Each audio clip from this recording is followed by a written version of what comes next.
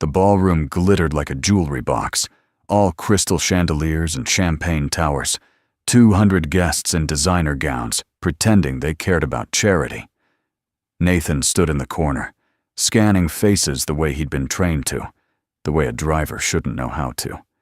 He watched Olivia work the room in her white silk dress, shaking hands with people who smiled too wide, laughed too loud, wanted something from her father's fortune. Then he saw it. A waiter moving wrong through the crowd, shoulders tight, eyes locked on her champagne glass before she even picked it up. The glass reached her hand. She smiled at someone, lifted it toward her lips. Nathan crossed the floor in 4 strides. No time to shout, no time to explain. He grabbed her wrist, pulled her close, and kissed her. Hard, desperate. Stealing the champagne from her mouth into his. The room went silent. Olivia shoved him back, eyes blazing, hand already rising to slap him. But Nathan tasted it on his tongue. Bitter metal, chemical burn, the unmistakable poison spreading through his mouth. She thought he'd lost his mind. He'd just saved her life. And now he was dying in her place. Nathan Hayes had driven expensive cars for expensive people for 3 years, and he'd learned one thing. The rich didn't see their drivers. They talked on phones, argued with lawyers, cried after bad news, all while he sat 3 feet away, invisible. He preferred it that way. Anonymity paid the bills and kept his daughter safe. But Olivia Cartwright was different. She said good morning. She asked about traffic. She noticed when he changed the air freshener in the town car.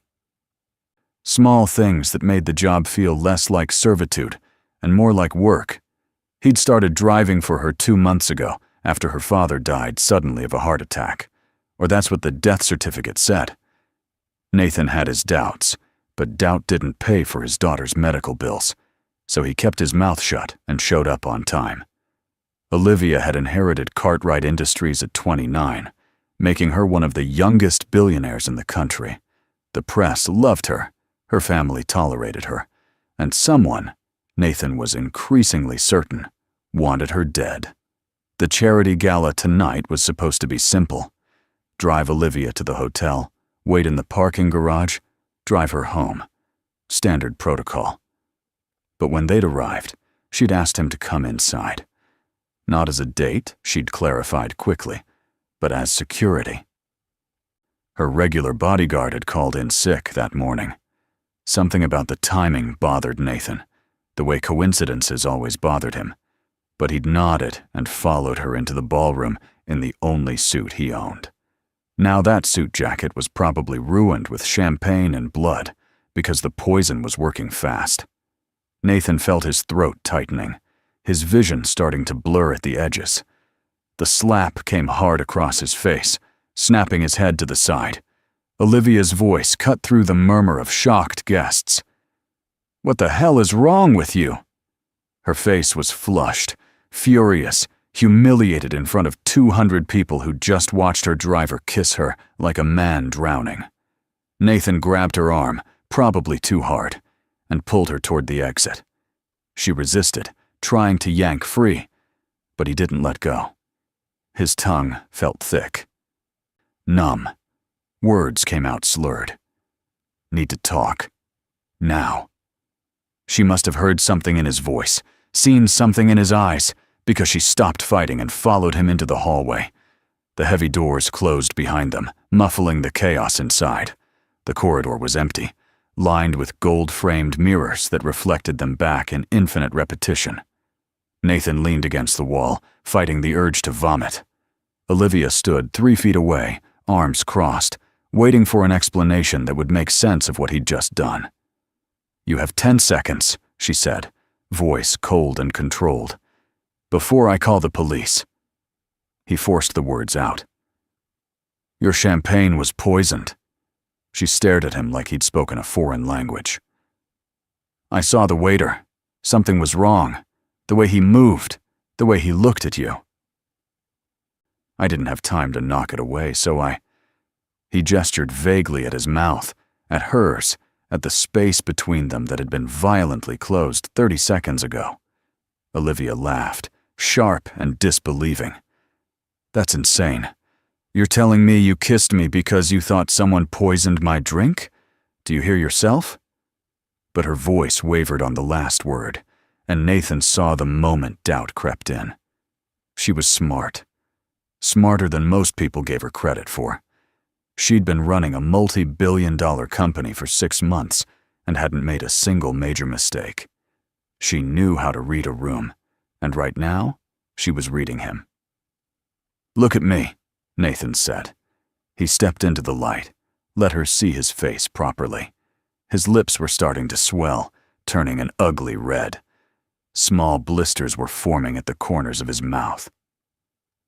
His left eye was watering uncontrollably. Olivia's expression shifted from anger to something else.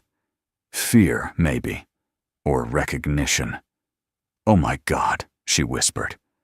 She reached toward his face, then pulled back like she was afraid to touch him. "We need to get you to a hospital."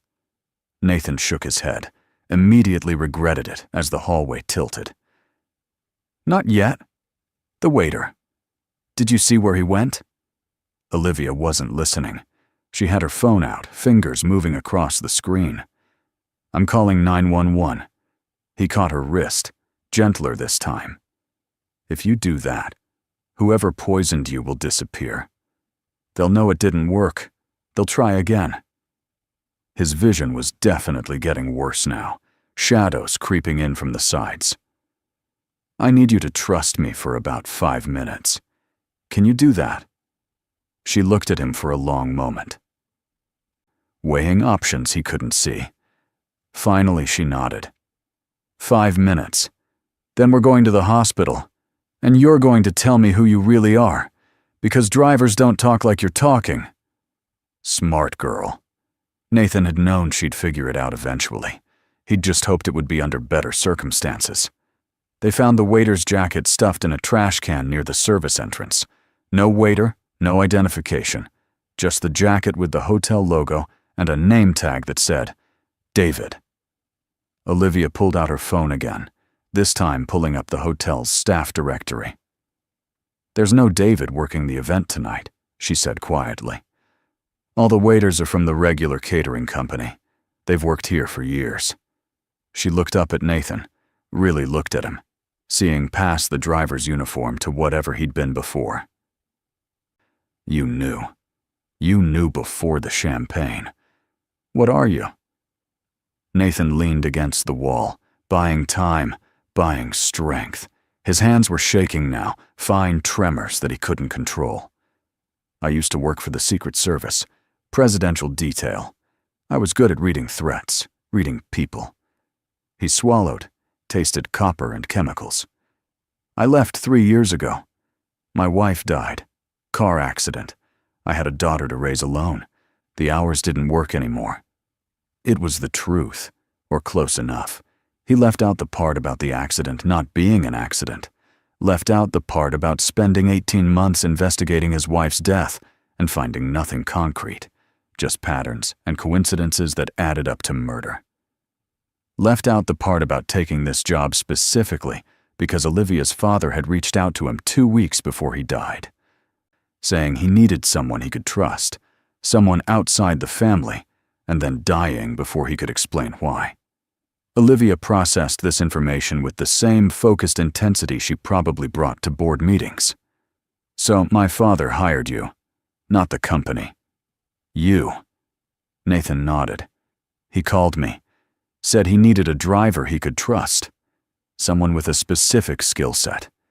He died before we could meet in person." Something flickered across Olivia's face, too fast to read. "He never mentioned you." She pulled up her phone, fingers moving quickly. "I'm looking at the hiring records. You were processed through HR like everyone else.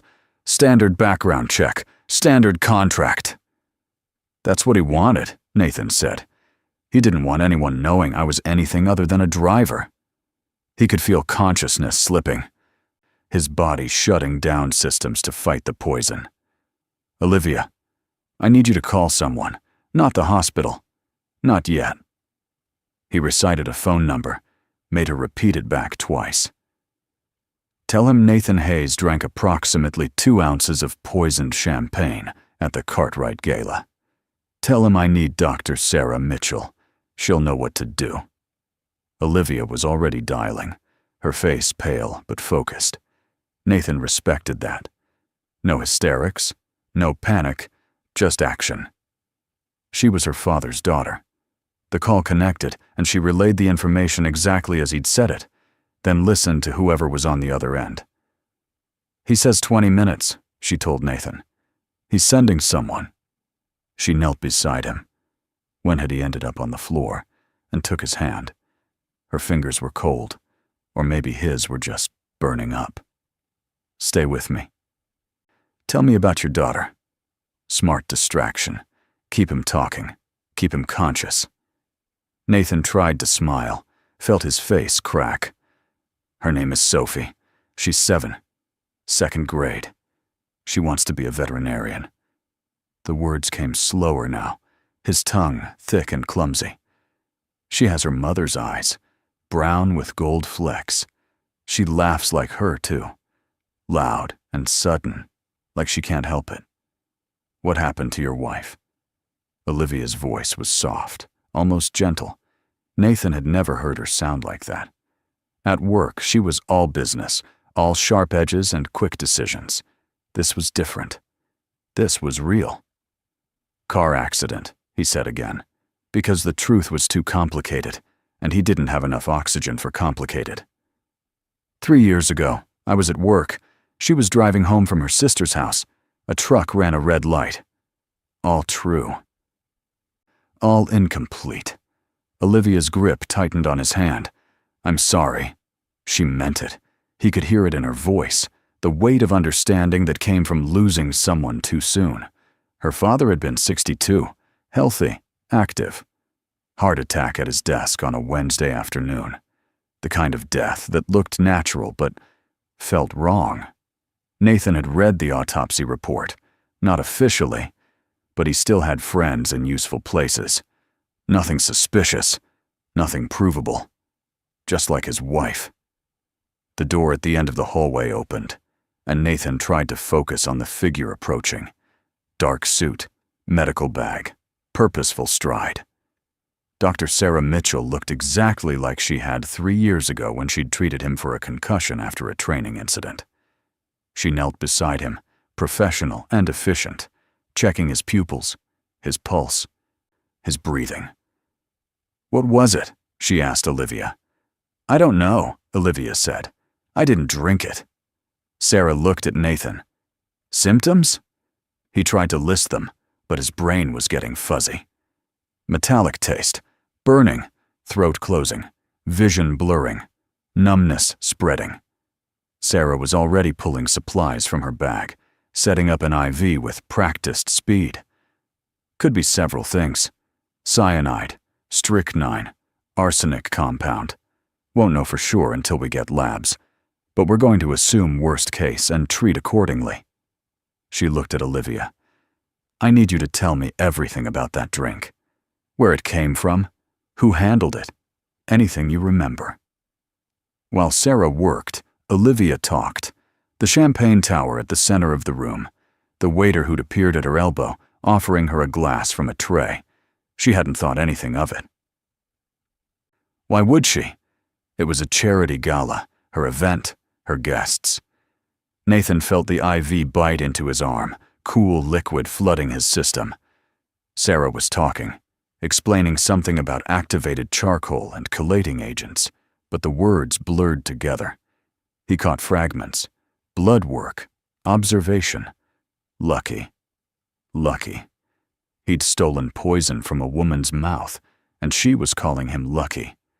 He supposed from a certain angle she was right.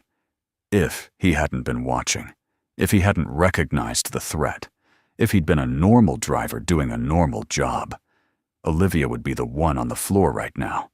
The thought cleared his head like cold water. He grabbed Sarah's wrist, forced the words out. The waiter.